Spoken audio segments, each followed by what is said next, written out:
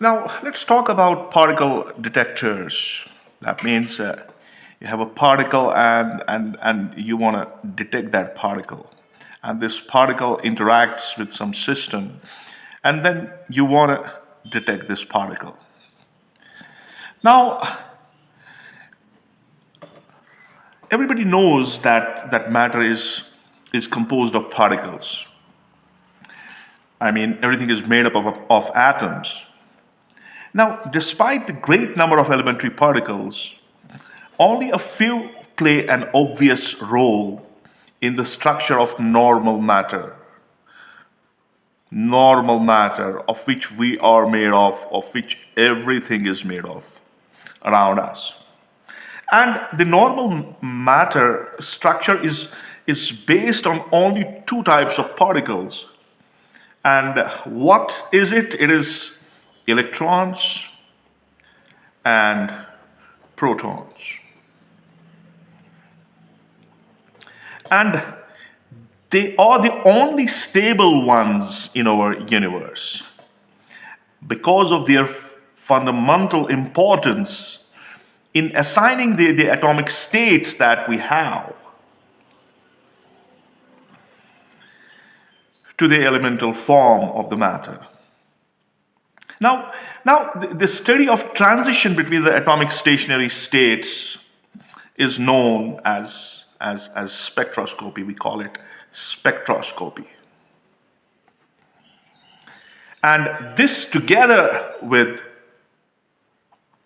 electron spectroscopy and nuclear resonance spectroscopy has been the underlying experimental tool for exploring the structure of molecules as with respect to the identification of their configuration, the spatial arrangement of their electrons, the distribution of atoms in a molecular structure.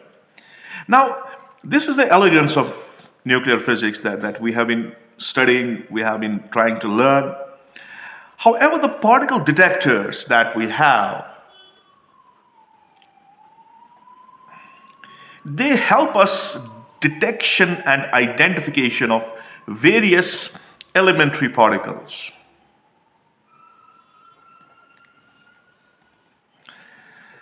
And what we have is particle accelerators. They find their use in producing fast elementary particles in large numbers, and which are useful in various nuclear investigations. Now, these particle detectors, they are of, they can be broadly divided into some types. The one is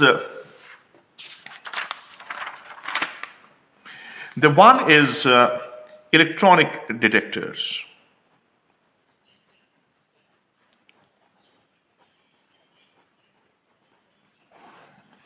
And what's done in this case is that the passage of the particle, suppose we have a particle, the passage of the particle through such a detector produces some charged particles.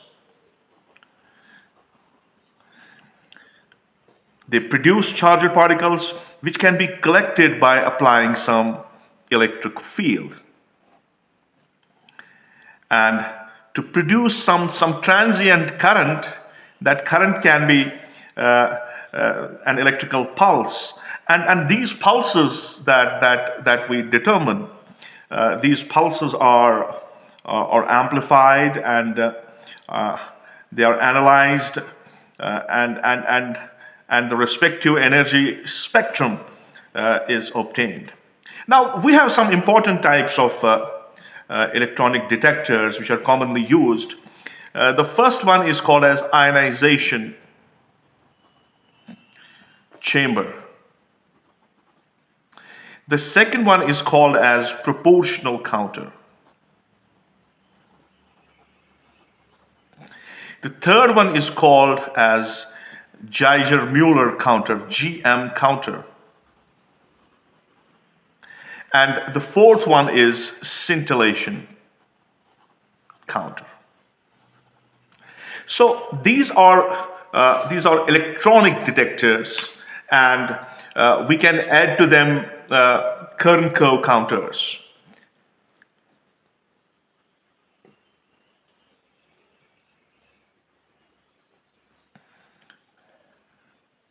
And semiconductor counters. So the electronic detectors that we have, the first one is ionization chamber, then we have proportional counter, then we have GM counter, then we have scintillation counter, then we have current counter, and we have semiconductor counters. And there is another category of detectors, what we call as track detectors. We call them track detectors. And such detectors, what they do basically is that they produce the charged particle due to ionization. So they produce a charged particle due to ionization. And what they do is they produce a charged particle, and during the ionization there is loss, what we call as ionization loss. So such detectors produce charged particles due to this ionization loss along the trajectory of the particle. Suppose this is the trajectory, so there is ionization loss, and this ionization loss is utilized to carry the information. So these charged particles produce a particular physical phenomenon which leave the track along the particle. So you have a track along the particle, and we have the track detectors. We call such detectors as track detectors.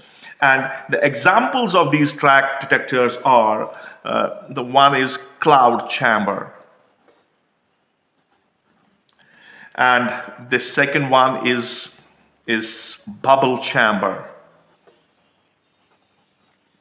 Then we have nuclear emulsion detectors. Nuclear emulsion detectors. We have spark chamber. I have very bad handwriting. So the basic principle and working of these detectors, we would like to discuss the working of these detectors and the principle based on which these detectors work. We will be discussing these things in the next video.